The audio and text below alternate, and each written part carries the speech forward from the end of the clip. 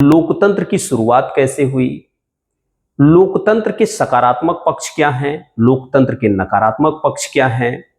उसके पश्चात हम लोगों ने चर्चा किया कि लोकतंत्र के प्रकार।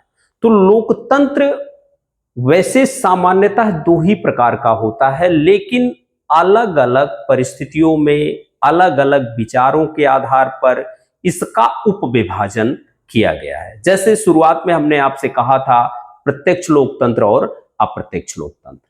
हमने ये भी कहा था कि आखिर जो प्रत्यक्ष लोकतंत्र होता है उसकी अच्छाइयां क्या हैं, उसकी बुराइयां क्या हैं। दूसरा, भारतीय संदर्भ में यदि हम बात करते हैं तो हमने प्रत्यक्ष लोकतंत्र के स्थान पर अप्रत्यक्ष लोकतंत्र को क्यों स्वीकार किया है। क्लियर, इसका भी कारण है। दूसरा कि आखिर अप्रत्यक्ष लोकतंत्र क्या होते हैं, इसको हमने डिस्कस किया। अब हमें 2 से 3 चीजों पर और चर्चा करना है, जैसे विचारधारा के हिसाब से लोकतंत्र कितने प्रकार का होता है।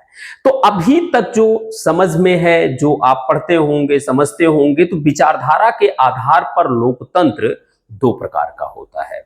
एक होता है उदारवादी या उदार लोकतंत्र और दूसरा होता है समाजवादी लोकतंत्र। क्लियर।